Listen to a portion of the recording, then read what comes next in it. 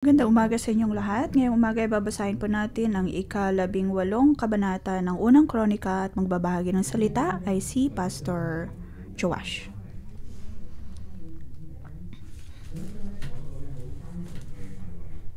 Ito ay may malakas o may koneksyon sa naunap sa kabanata kahapon. Nabasa po natin kung ang pagnanais ni David na gumawa ng templo para sa Panginoon. Sa chapter 17 verse 1, ang sabi po doon, nang si Haring David ay nakatira na sa kanyang palasyo, sinabi niya kay Propeta Nathan, ang tahanan ko ay yari sa Cedar samantalang nasa isang tolda lamang ang kaban ng tipan ni Yahweh.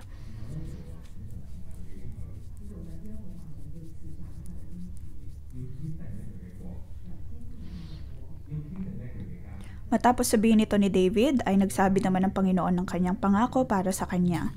Kanyang pinalakas at nandun ang pangako niya na pagpapalakas ng lipi at kaharian ni David. Ipinangako niya kay David na magkakaroon siya ng dakilang pangalan at kanyang magagapi ang lahat ng kanyang mga kaaway.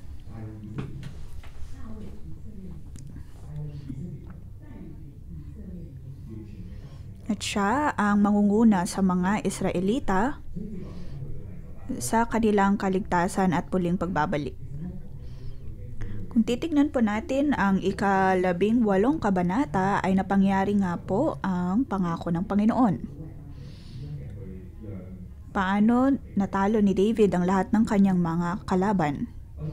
Paano niya naranasan ang katagumpayan na binibigay ng Diyos? Nakikita po natin dito sa kabanatang ito na mayroong dalawang magkaparehong bersikulo.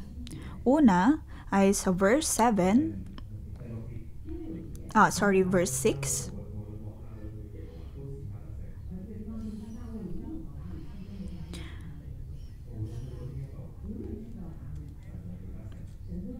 Kahit saan si David ay nagtatagumpay sa mga labanan sa tulong ni Yahweh. Pareho ito sa nasasabi sa verse 13, pinagtagumpay ni Yahweh si David saan man siya makarating. Kung kaya bibigyan po natin ng pamagat ang kabanatang ito. Ang taong naghahandog ng may payak na puso ay bibigyan ng Diyos ng katagumpayan.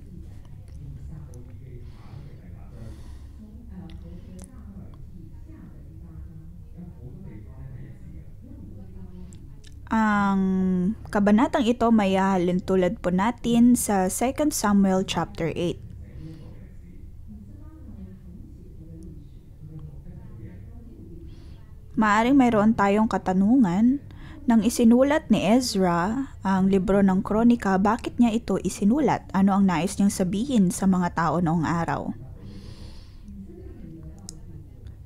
Nais bigyang diin ni Ezra ang mga biyaya na matatanggap ng Israel dahil sa tulong ng Panginoon. Ito ay hindi para bigyang diin ang kalakasan ng mga hari noong araw o ang pagpapakita ng pag-unlad ng kasaysayan, bagkus ay upang mapakita sa mga tao ang biyaya ng Panginoon dahil sa kanilang pananampalataya.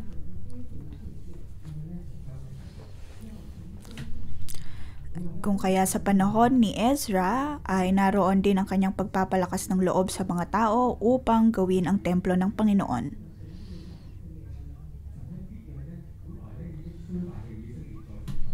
Sa paggawa nito ay bibigyan sila ng Diyos ng katagumpayan at kanyang muling ititindig ang Israel.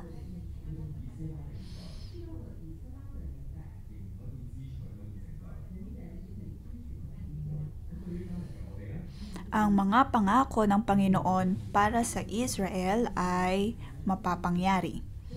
Sa panahon po natin ngayon, kailangan din po natin pumasok sa katotohanan ito. Kung mayroon po tayong parehong puso ng tulad ni David, ang mga pangako na ibinigay ng Diyos kay David, ang pangako ng Diyos na kanyang binigay sa mga kaharian ay mangyayari din sa ating buhay, sa ating simbahan, at sa bawat isa. Nais ko pong ibahagi ang unang talata sa verse 1 to 8 Ang payak na pananampalataya ang siyang tatalo sa bawat kalaban.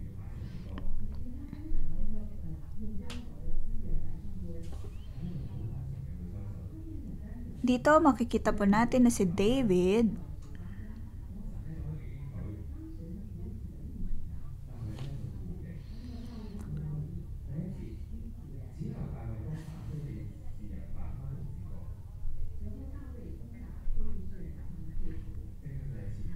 sa verse 1, pagkatapos nito sinalakay ni David ang mga Filisteo at tinalo ang mga ito. Sinakop niya ang Gat at ang mga nayon nito.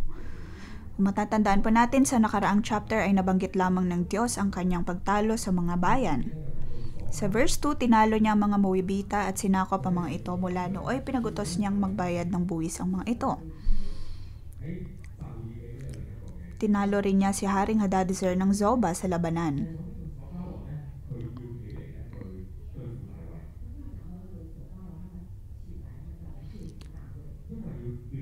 Sa ikalawang Samuel, makikita po natin doon na ang hari ng Soba ay nagnais na talunin si David at ang kanyang kaharian. Gayunpaman, ang nangyari ay si David ang nakatalo sa hari ng Soba. Sunod ay nabanggit ang pagtalo sa mga Pilisteo at mga Moabita, maging sa mga taga-Syria. Ang lahat ng ito ay malalakas na kalaban ni David.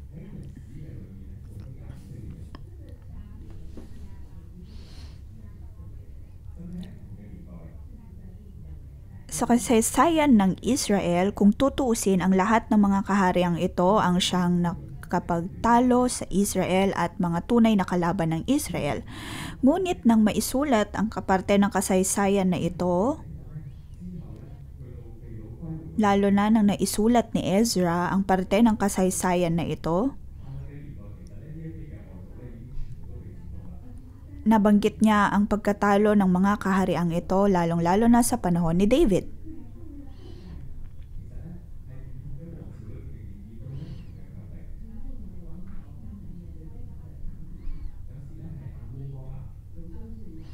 Bawat hari ay nakakaharap ng iba't ibang mga kalaban. May pagkakataon na haharap sila sa mga Moabita, sa mga Pilisteo, sa mga taga-Syria.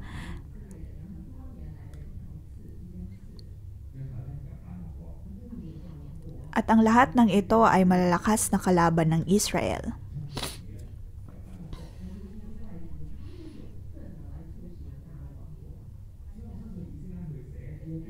Ang lahat ng ito ang naging dahilan upang mahulog ang kaharian ng Israel.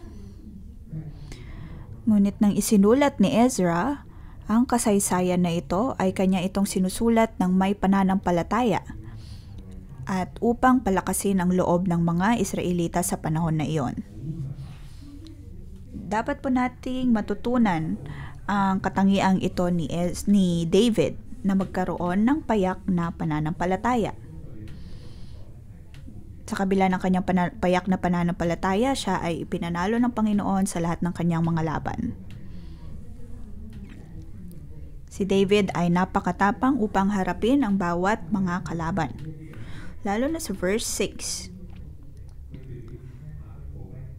Matapos niyang matalo ang mga kalabang ito,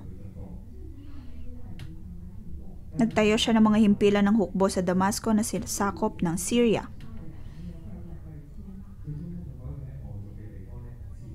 Sa verse 5, nilipol ni David ang 22,000 sa mga taga-Syria. Pagkatapos nagtayo siya ng mga himpilan ng hukbo sa Damasco na sakop ng Syria.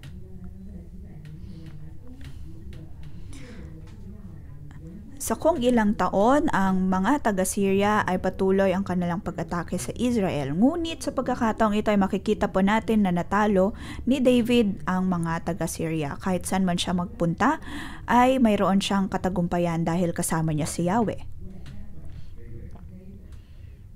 Kahit saan, si David ay nagtatagumpay sa mga labanan sa tulong ni Yahweh.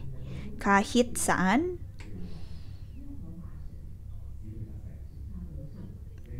kahit saan man ay naroon ang pagbibigay ng Panginoon ng katagumpayan kay David.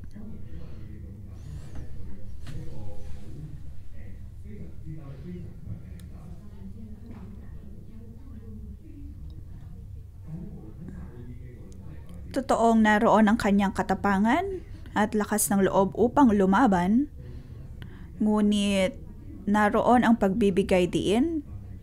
Kahit man basahin po natin ito sa Samuel o sa Chronicles, ay nabanggit po doon na ang panalo ni David ay dahil sa proteksyon at tulong ng Panginoon.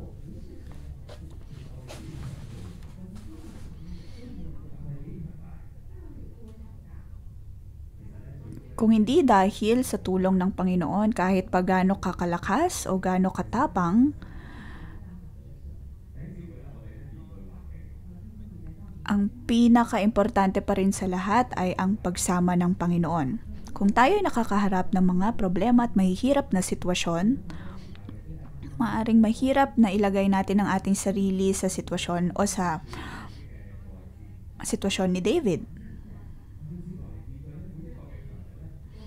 Si David ay nagsisimula pa lamang na talunin ang mga iba't ibang bayan. At ang mga bayan na kanyang kinakaharap ay mga matatapang at malalakas na bayan. Ngunit makikita po natin ang simpleng puso ni David. Nang marinig niya ang pangako ng Panginoon para sa kanya, ay tinanggap niya ito saka sinagawa. Ganun din po sa ating buhay. Sa tuwing nakakaharap po tayo ng paghihirap sa ating buhay o maging sa ating komunidad, mga seryosong sakit at karamdaman, maaaring malungkot po tayo. O kaya magkaroon tayo ng kalungkutan pagdating sa ating pagpapastor o sa pangunguna sa ating mga cell members. May mga pagkakataon na pakiramdam natin ay kulang tayo. Tila lalong nadadagdagan ang ating mga problema at mabilis tayong mawalan ng pananampalataya dahil dito. Lalo-lalo na pagdating sa aking pagpapastor sa mga kabataan. Nitong nakaraan lamang ay may mga nakausap ako na may mga problema sa kanilang mentalidad, sa kanilang pag-iisip.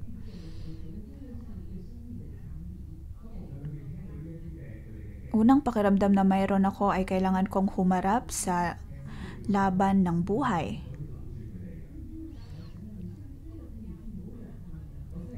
Sa pagkikinig sa kanilang mga problema ay naroon ang aking pagtatanong kung kaya nga ba naming mapagtagumpayan ang mga ito.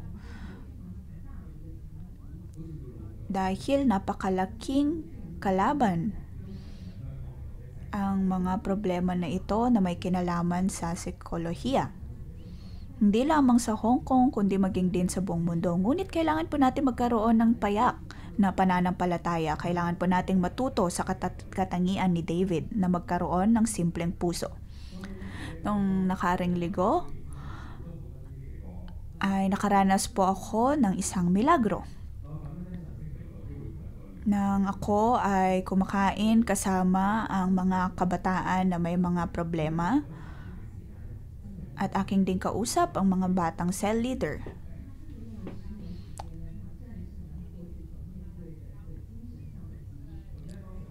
Siya ay umabot ng 10 taon upang harapin ang kanyang mental issue. At noong pagkakataon na yun ay mayroon din akong isa pang kasama na mayroon ding problema sa kanyang pag-iisip. At ang taong ito ay nakaranas ng katagumpayan. Nang mapagtagumpayan niya ang kanyang problema sa pag-iisip, ay tumindig siya upang tulungan ang iba. At kanyang sinasabi sa isa pang kabataan na magkaroon ng pananampalataya. Magpatuloy lamang sa pagpapastor at kanyang binabahagi ang kanyang patotoo.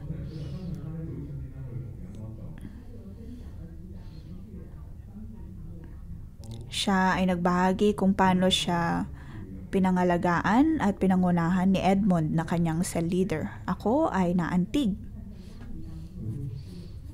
Nung panahon na yon, ang lalaking iyon ay walang kaligayahan.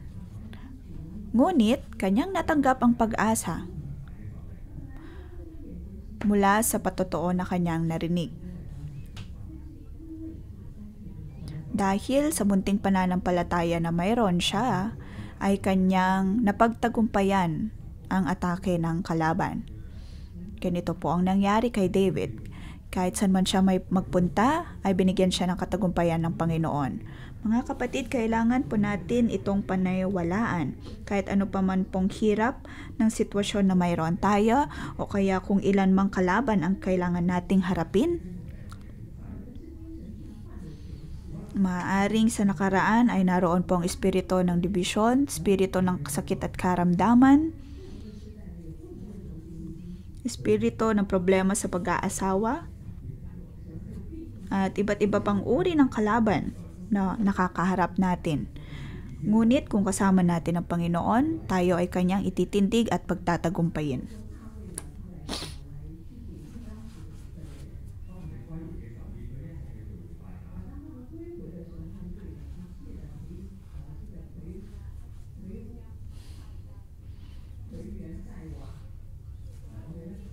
Nang ang mga Israelita ay kumakaharap ng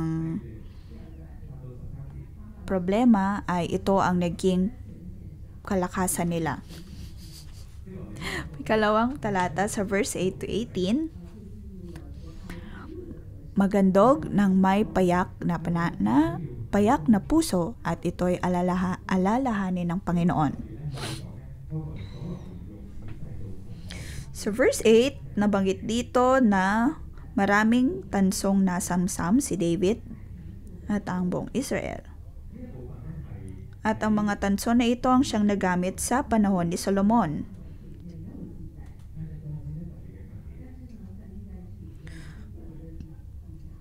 Kung ikukumpara po natin ang 2 Samuel 8 at 1 Chronicles chapter 18, ay hindi po nabanggit doon ang paggamit ni Solomon sa tanso na nasamsam ni David.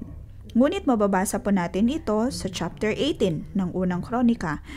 Ito ay pagpapatunay lamang ng pangako ng Panginoon para kay David. Si David ay pinagtagumpay ng Panginoon at kanyang natanggap ang mga likas na yamang ito.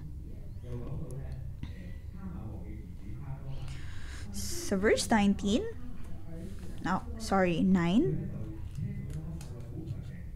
nang mabalitaan ni Haring Tou ng Hamat na nalupig ni David ang buong hukbo ni Hadadezer na hari ng Zoba, sinugo niya ang kanyang anak na si Hadoram upang batiin si David.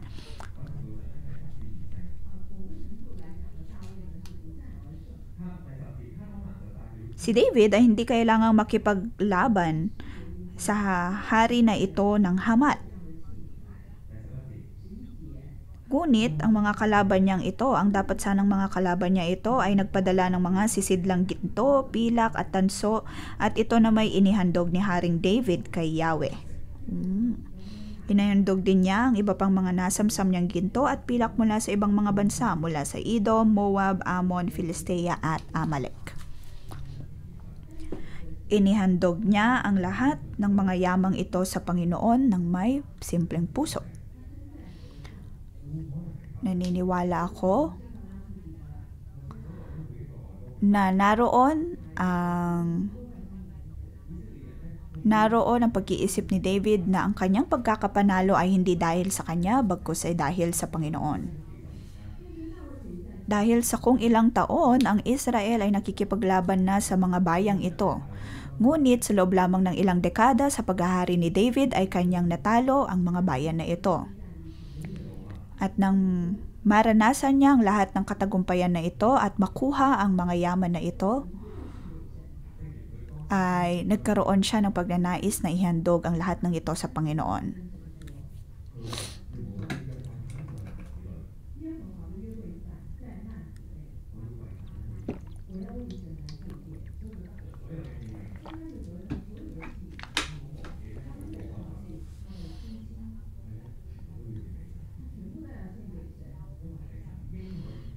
Sa kanyang pagsamsam o kanyang pagkatanggap ng mga yaman na ito, ay naroon ang kanyang pag-aalala sa kabutihan ng Panginoon, kung kaya ay naroon ang kanyang paghahandog ng mga bagay na ito.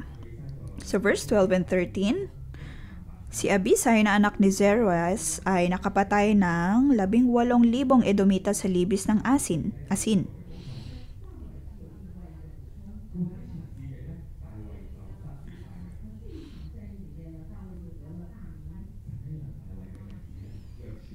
Sa labanang ito, si David ay naging kilala. Siya ay nakilala sa buong mundo. Siya ay nakilala sa bawat bayan.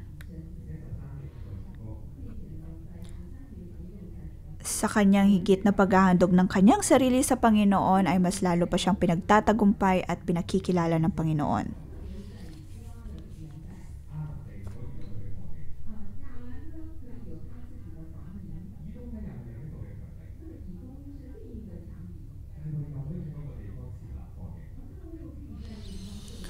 Kung tutuusin, ang Edom ay isang napakalakas na kalaban ng Israel. Ngunit dito, mababasa po natin na nagtayo ng himpilan ng hukbo sa Edom, si David, sapagkat ang mga Edomita ay nasakop rin ni David. Ang kaharian ni David ay ang kaharian ng Diyos.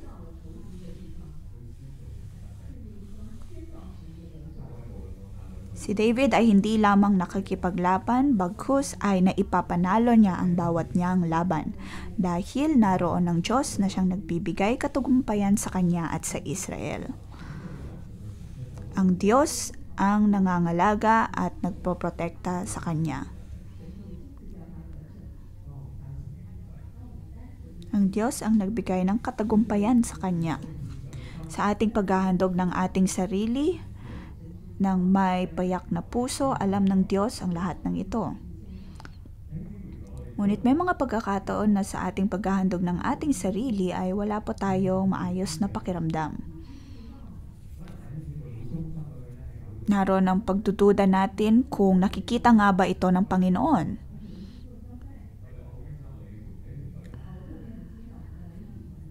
Maaaring naglilingkod ka sa media team, sa ushering team,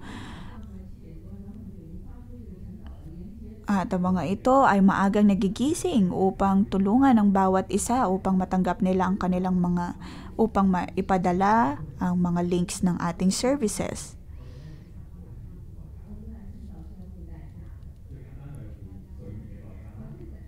At may mga ilan din naman sa atin na sinasakripisyo ang kanilang pagtulog upang makadalo sa pang-umagang debosyon. O kaya may ilan na kailangang agahan pa ang kanilang ang kanilang pag-alis upang makadalo muna sa debosyon bago pumasok. Narinig ko na may mga ilan din tayong kapatiran na naghahanap ng mga trabaho na hindi masasagasaan ang schedule ng morning devotion. Nakikita ng Diyos ang lahat ng ito. Tulad ng kung paanong nakita ng Diyos ang payak na puso ni David sa paglilingkod niya sa Kanya, kung kaya siya ay binigyan niya ng katagumpayan sa bawat niyang laban.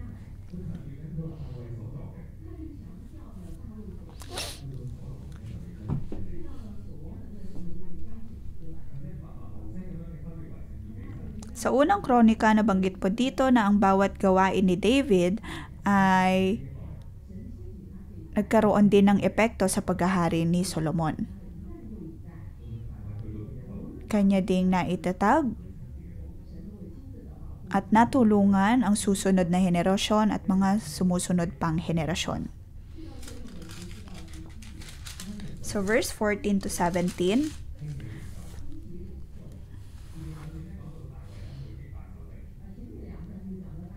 ang Diyos ay nagtatatag ng mga leader dahil sa kanilang simpleng pananampalataya. Sa verse 14 to 17, ito po ay tungkol sa ugnayan ni David at ng iba pang mga tao. Si David ay nagtayo ng mga leader. Sa verse 14, naghari si David sa buong Israel at ito'y pinamahalaan niya ng may katarungan at pagkapantay-pantay. Siya ay makatarungang leader. Siya ay hindi lamang emosyonal o kaya may simple lamang puso. Because ay mayroon din siyang puso para sa Panginoon at may puso din para sa mga tao.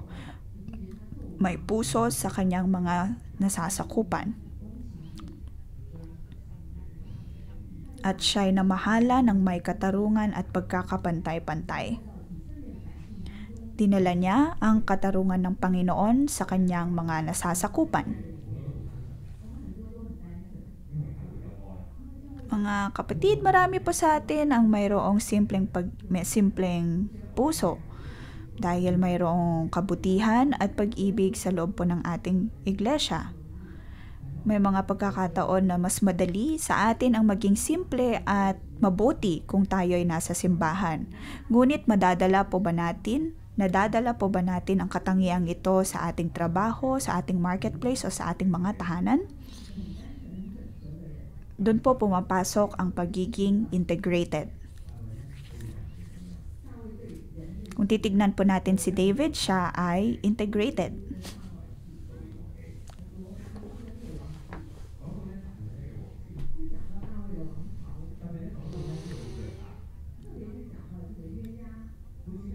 Sa libro ng Samuel at ng Kronika, mababasa po natin ang dinastiya ni David.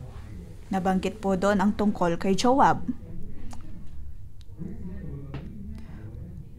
Kung tutuusin, sa mga nababasa po natin, si Joab ay hindi makatarungan. Ako man din ay naisip ko na ang relasyon ni Joab at David ay puno ng tensyon.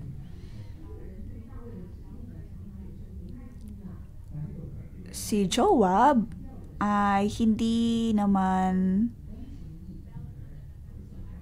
naging tapat sa kanyang pagsunod kay David. Ngunit siya pa rin ay pinili ni David. Naroon pa rin ang pagtitiwala ni David sa kanyang mga nasasakupan at maging sa mga kanyang pinamumunuan.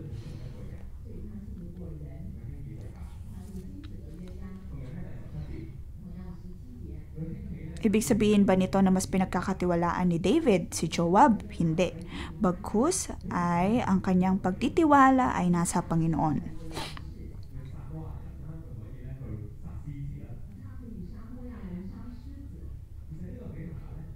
Sa verse 17, ang tagapangasiwa sa mga bantay sa hari ay si Benaias na anak ni Joyada.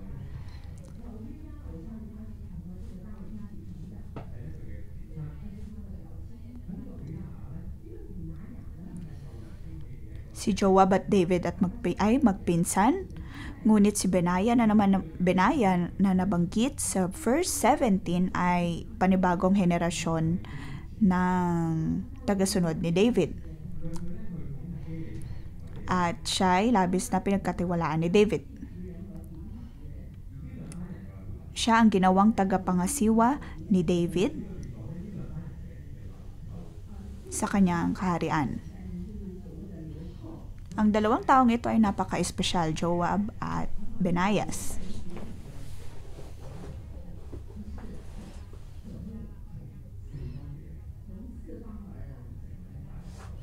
Hindi sila mga Hudyo, ngunit sila pa rin ay naging parte ng hukbo ni David at nakatanggap ng pagtitiwala mula kay David.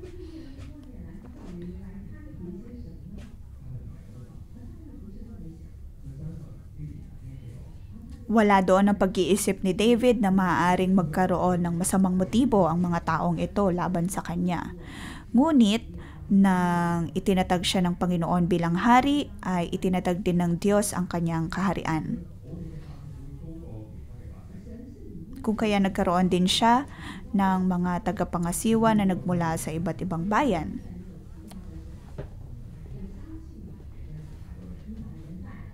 Ito'y nagpapakita lamang na ang Diyos ay tunay na Diyos ng mga bayan.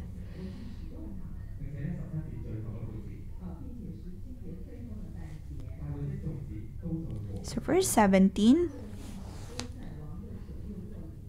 Ang mga anak naman ni David ay nasa matataas na katungkulan.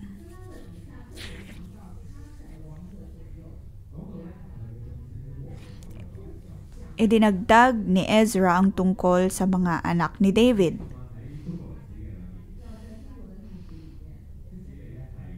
Ang mga ito ay nasa mataas na katungkulan.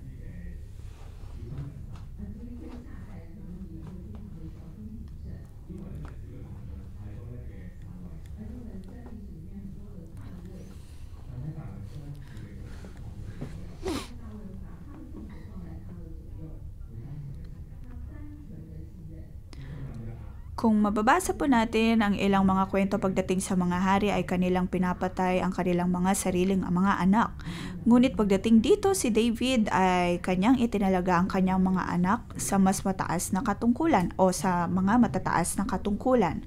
Naroon ang kanyang pagtitiwala maging kay Joab, kay Benayas na mula sa iba't ibang mga bayan. Naroon ang kanyang buong pagtitiwala sa mga taong ito at sa kanyang mga anak.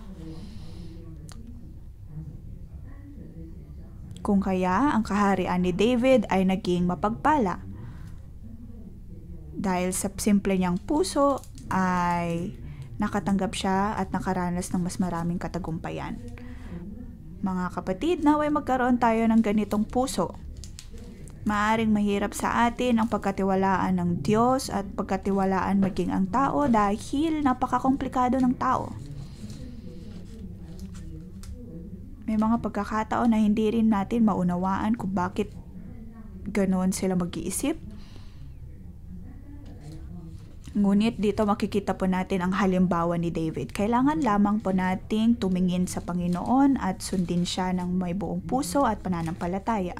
Sa tuwing nakakaharap po tayo ng problema at ng mga kalaban sa buhay, ay kailangan lamang po nating magkaroon ng pananampalataya sa Panginoon. Sa pamamagitan nun ay makakapasok po tayo sa bawat pangako ng Diyos para sa atin. Sa panahon ni Ezra ay naroon ang kanyang pagpapaalala na kailangan nilang magkaroon ng payak o simpleng puso at pananampalataya upang makasunod sa Diyos. Naway ganon din po tayo. Ang Diyos ang siyang magbibigay ng katagumpayan sa atin laban sa ating mga kalaban. Sa ating patuloy na pagsunod sa Diyos at patuloy na paghandog sa Kanya ay magagapoy po natin ang bawat nating kalaban. Ang Diyos ang siyang magtatatag ng ating pamilya at ng ating pangalan. Siyang tutulong sa ating pamilya, sa ating trabaho at maging sa pagpapastor. Naway magkaroon po tayo ng payak na puso at payak na pananampalataya. Purihin po natin ang Diyos. Amen.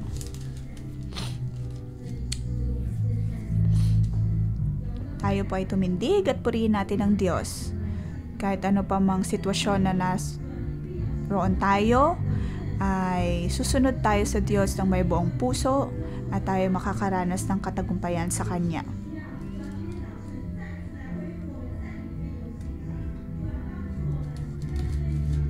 Naway bigyan tayo ng Diyos ng pananampalataya upang makapagpatuloy sa pagsunod.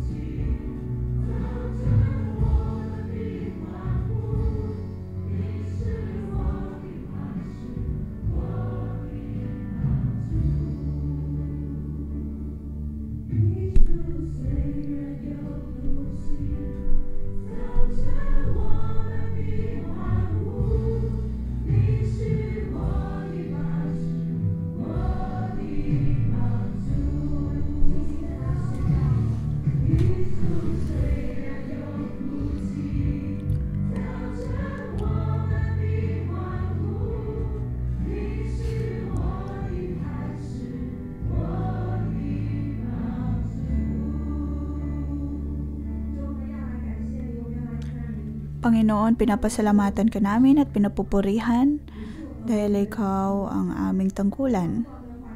Ikaw ang aming katulungan at kahit ano pa man pong sitwasyon na mayroon kami sa aming pamilya, sa aming mga trabaho, ikaw ang aming katulungan. Amin pong inahandog ang aming buhay sa iyo. Ibigay mo sa amin ang iyong salita at pinakita mo sa amin ang puso ni David. Tulungan mo kami na magkaroon ng puso ng tulad ni David na nagtitiwala sa iyo at payak sa paniniwala sa iyo. Panginoon, ikaw ang siyang sumama sa amin. At kung paano mo pinoteksyonan si David, naway ganon din ang proteksyon na iyong ibigay sa amin. Panginoon, pinupuri ka namin. Amen. Pagpasalamat po natin ng Diyos sa kanyang salita. Lahat kayo na nagpunta o dumalo sa ating pang-umagang debosyon ay inyong inihandog ang inyong puso, ang inyong panahon para sa Panginoon. Sa inyong pagpunta ay inyo ring inihandog ang inyong mga sarili sa Panginoon.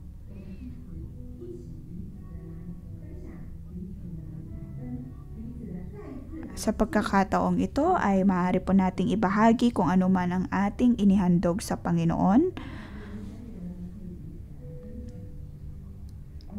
At maaaring may mga bagay na nais nyo pa ring ihandog sa Kanya sa panahon ngayon.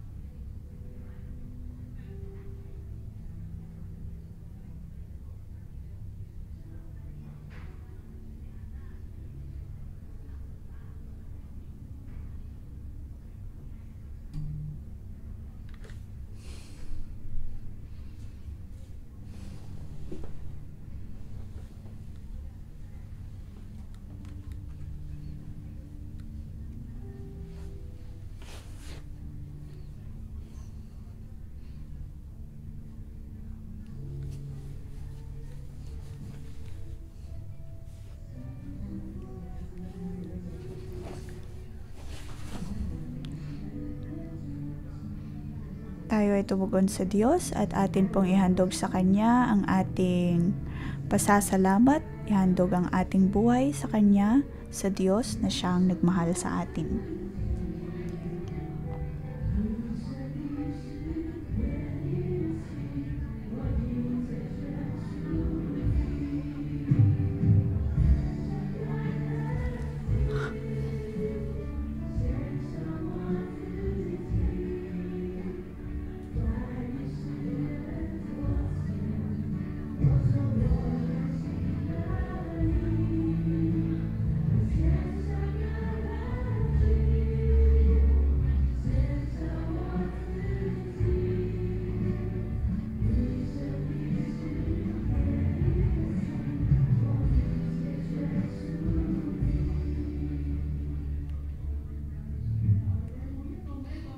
Mga kapatid, sa ating pagbabahagi ay atin pong inaalala ang ating magagandang alaala kasama ang Panginoon.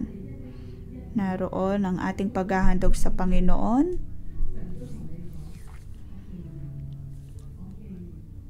at ang bawat panunumbalik natin ay naaalala ng Diyos. Ang bawat dedikasyon at paghahandog natin ay naaalala ng Diyos. Sa tuwing tayo ay nagigising ng maaga upang dumalo ng pang-umagang debosyon at upang manalangin, ay inaalala ng Diyos ang lahat ng ito. Hindi niya ito malilimutan. Sa binasa po natin ngayon, nakita po natin ang payak na pananampalataya ni David. Hindi siya natakot sa kanyang mga kalaban. Kung tayo man po ay may mga kalaban tulad ng mga Filisteo o ng mga Amonita, at ilang taon na po natin itong nilalabanan. At maaaring sinasabi natin sa Diyos na ako'y naghihirap na ng kung ilang taon at nilalabanan na ito ang ng kung ilang taon at ang lahat ng mga kalabang ito ay napakalakas para sa akin. Ngunit ngayong umbab ka ay magkaroon po tayo ng pananampalataya. At tanggapin po natin ang uri ng pananampalataya ni David. Kahit ano man pong uri ng kalaban na mayroon tayo, sa pera man yan, sa ating asawa, o kaya yung pakikipag-ugnayan sa ating mga anak, o kaya yung mga sakit at karamdaman sa ating pamilya, o kaya yung mga bagay na hindi po natin mapagtagumpayan. Maaaring iniisip po natin na kung kinaya ni David, hindi ibig sabihin nun na kakayanin ko din. Ngunit sinasabi po sa ating binasa ngayon na ang Diyos ang siyang magpapatagumpay sa atin. Idulog po natin ang lahat ng ito sa Panginoon at idilakra natin ang katagumpayan sa tulong ng Diyos.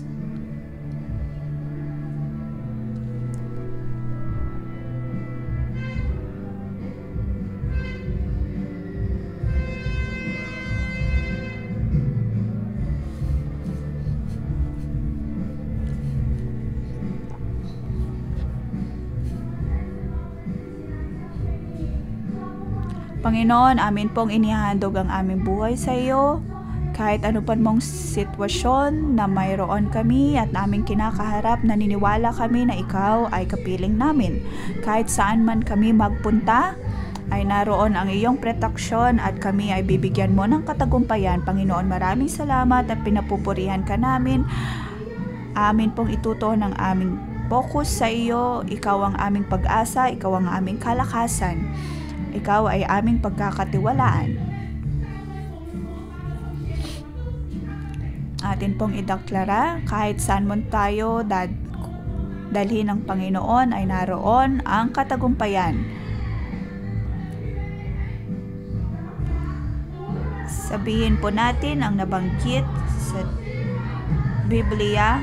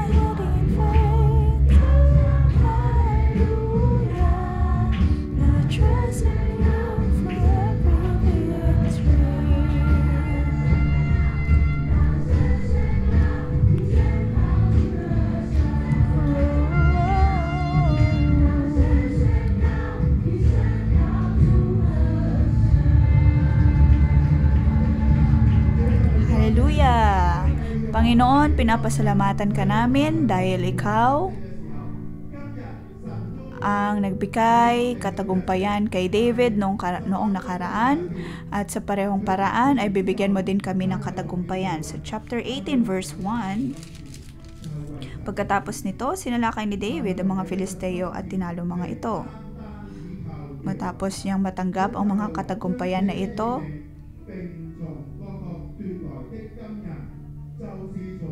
ay nagpatuloy pa rin siya sa kanyang pagtitiwala sa Panginoon.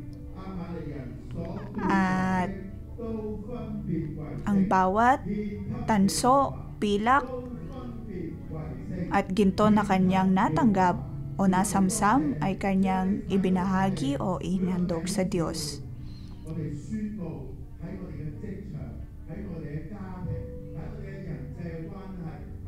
Atin pong idinedeklara na sa ating pamilya, sa ating trabaho, sa bawat ugnayan na mayroon tayo, sa ating kalusugan, ay lagi po tayong magkakaroon ng katagumpayan.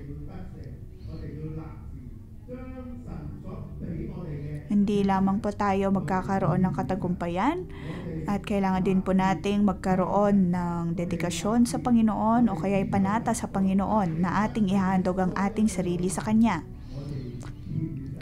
Naway magkaroon po tayo ng tipan sa Kanya na ating ihahandog sa Panginoon ang lahat-lahat.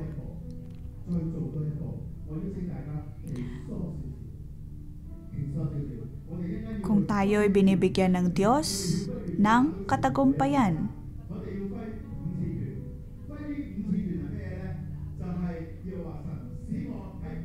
gawin po natin ang prophetic gesture na ito 5 beses na sumuntok at ideklara ang katagumpayan na nais po nating matanggap.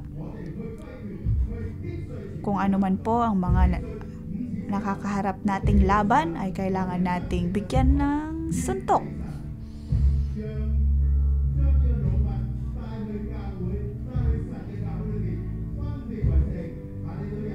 At ang bawat epekto ng mga tagumpay na ito ay atin ding ihandog sa Diyos. Karoon po tayo ng katagumpayan sa ating pamilya. Magkakaroon ng katagumpayan pagdating sa ating pinansyal na pangangailangan sa ngalan ng Panginoong Hesus. Katagumpayan sa ating mga trabaho. Magkakaroon po tayo ng kalakasan at magkakaroon ng katagumpayan sa ating ugnayan o relasyon. At magkakaroon din ng katagumpayan sa bawat balakid na ibinibigay ng kaaway upang tayo'y makapasok sa pangako ng Diyos para sa atin. Naway maging tulad tayo din ni David na may handog ang lahat sa Panginoon.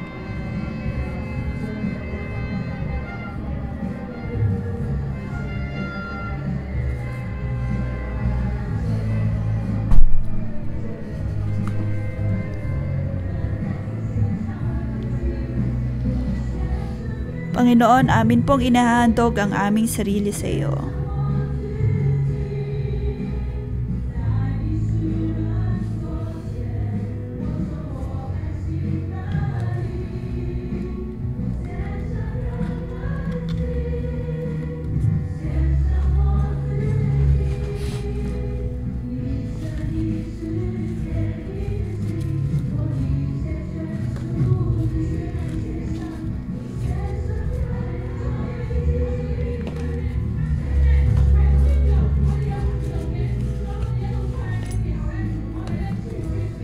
Lamang po natin idedeklara na ating ihandog ang ating sarili sa Panginoon, bagkus ay gagawin po natin ito ng may aksyon sa ating pagkanta at pag-awit. Ay lumapit po tayo sa entablado upang ipakita ang pagnanais natin na ihandog ang ating sarili sa Panginoon at ihandog din sa Kanya ang lahat nating natanggap sa bawat nating katagumpayan.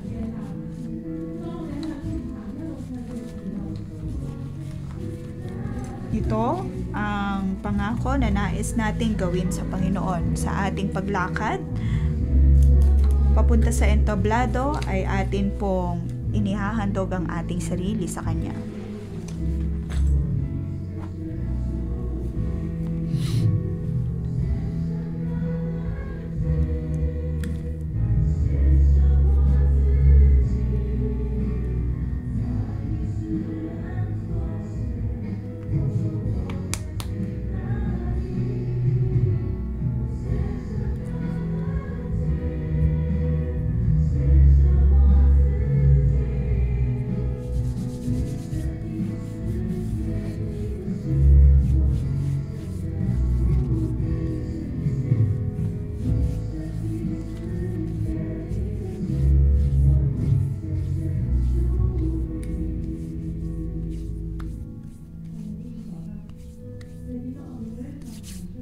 Panginoon, nakikita mo ang bawat isa dito na dumudulog sa iyo. Nakikita mo ang aming puso na handa kaming ihandog ang aming sarili sa iyo. Nakikita mo ang aming puso kung gaano namin kanais na sundin ka ngayong umaga sa aming paglakad papunta sa iyong trono ng biyaya. Naway bigyan mo kami ng puso ng tulad ni David. May payak na pananampalataya upang sumunod sa iyo at makapagpatuloy sa pagsunod sa iyo. Sa pamamagitan ng simpleng puso na ito, Panginoon, ay magkakaroon din kami ng katagumpayan. Panginoon, pangalagaan mo ang aming puso, ang aming payak na puso. Kailangan ka namin, pinapupurihan ka namin sa ngalan ni Jesus. Amen. Ako po ay natutuwa na ang lahat ay dumulog sa harap.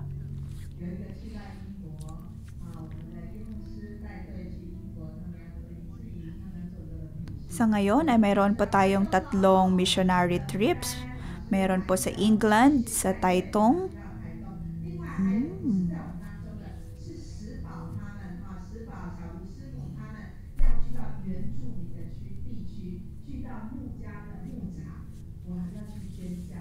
Ang ikatlo ay papunta sa katutubong grupo sa Taitung. Itaas po natin ang ating mga kamay at ipanalangin ang mga grupong ito na naway magkaroon sila ng katagumpayan.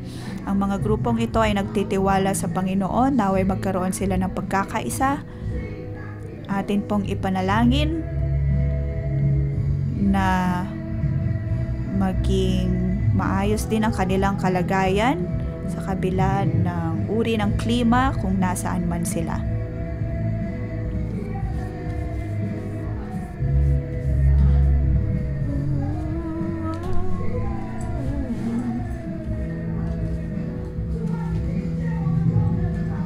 Panginoon, naririnig mo ang aming panalangin.